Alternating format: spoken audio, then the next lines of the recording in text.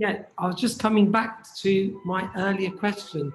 I think you were going to answer it, Pamela, about why we put our children under law when we want grace.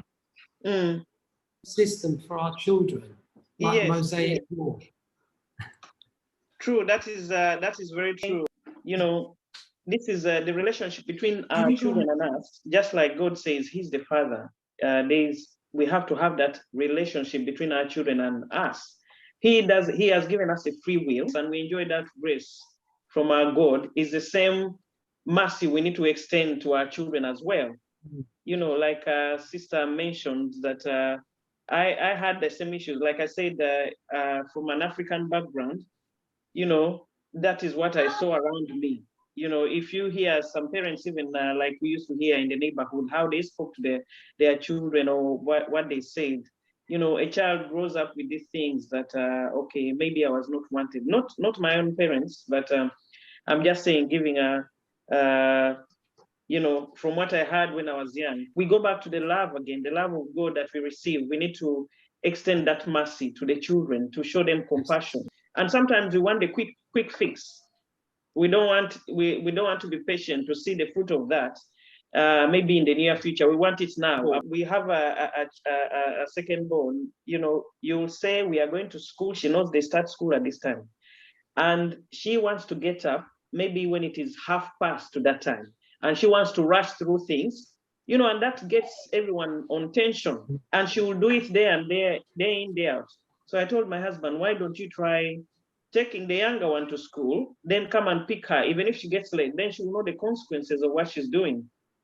So my husband was excusing her all the time, until I think 2 days ago. He said, right, he you know, no raising voice, no asking her so many times to go and wash and hurry up. He said, I have to take your sister to school and then I'll come and pick you. So he did that. He came back for her at the time they're supposed to start. And, you know, she got to school late. We had to explain, your sister gets up early, so it's your fault. It is you who is supposed to get late, not her. So what happened is, no, after that, she now gets up on time. She knows if she delays, she'll be left at home. And I told her, actually, I'll walk you myself to school and I'll make sure you get there 9:30. And then you have to explain to your teachers why you're late. So now she got the message. She gets up and, you know, without fussing and rushing her and stressing ourselves, you know. So sometimes you do not need even to shout, get angry, you know, because it just spoils the whole environment. As we're starting, I said, you know, we are the parents, we create the environment in our own homes. If we, you know, the children might also be used that, okay, mommy will speak, I don't listen, she says the next time.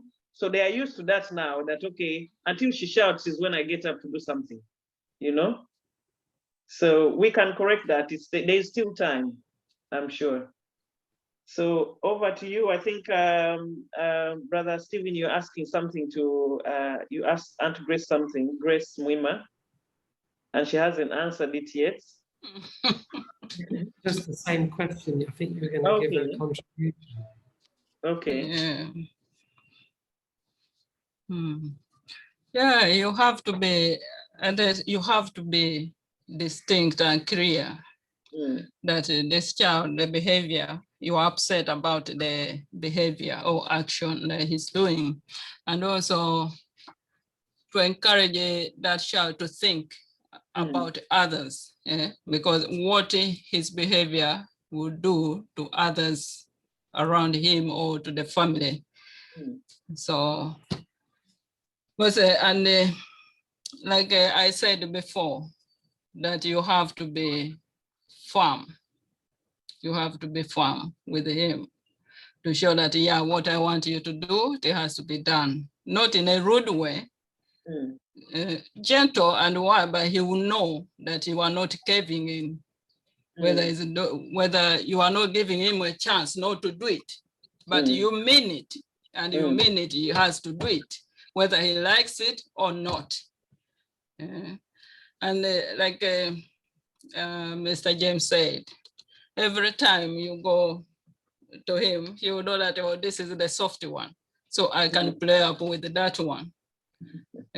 But once you stick to it, you say, no, you have to do it. This time, I'm not, you don't even show him that you are going to the other side for him to sort it out. To sort it out or to tell him to do something. This is where we come in with some sort of what, like we said, I talked about punishment, the sort of punishment or what. You maybe something he likes, he really likes, you say that, yeah, now today or tomorrow or from now, you are not doing A, B, C, D until you correct this behavior. I see, you never know, it might work that way, it might work.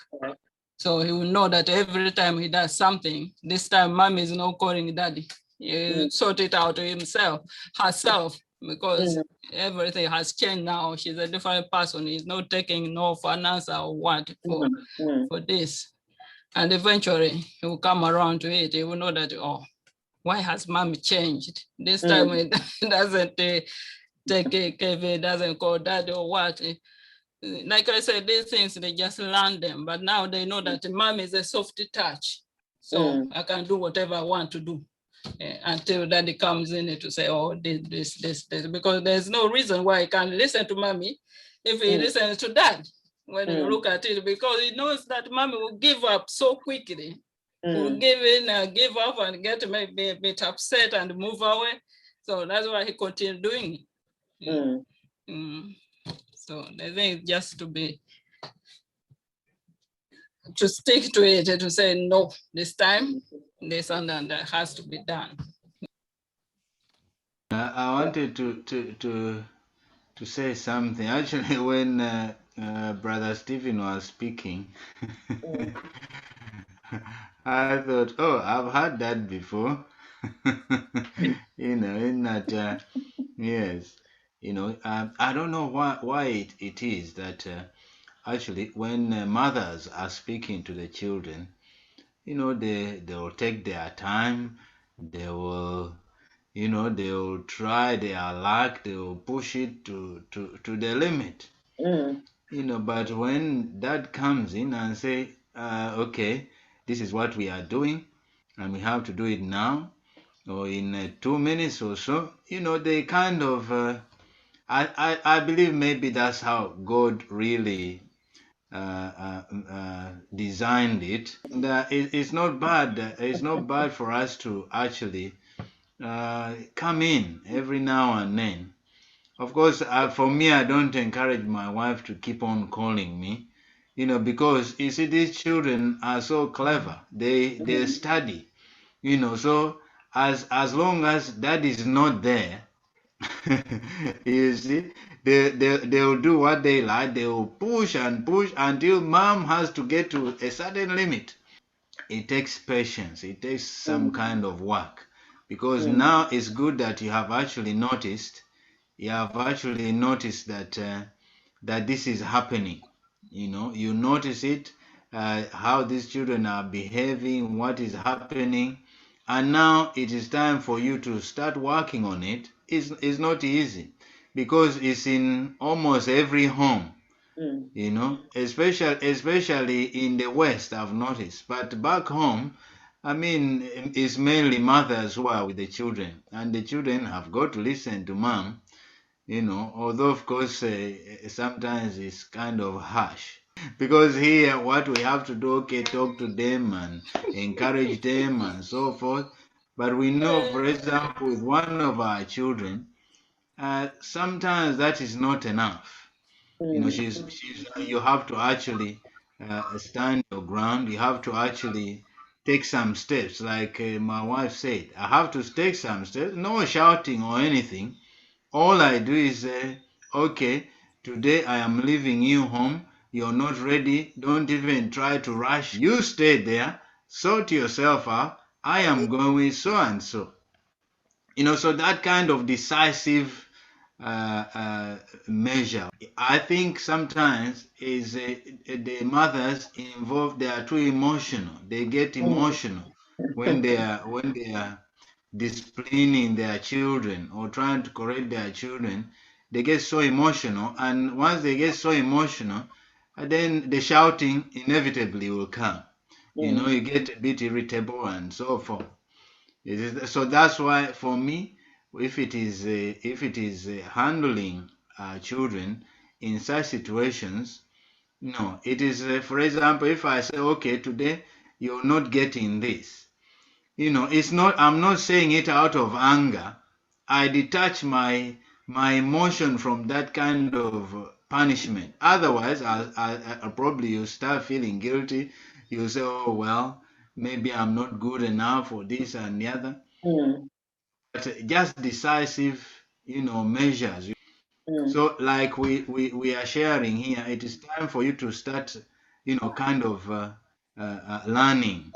The key thing is patience and decisiveness. That's what I think. Be patient, be decisive. Otherwise, if you keep calling dad, if you keep calling somebody else, then you're not going to help them. They are not going to really learn. They have to listen to mom. They have to give the same honor they give to mom. It should be the same honor they give to dad.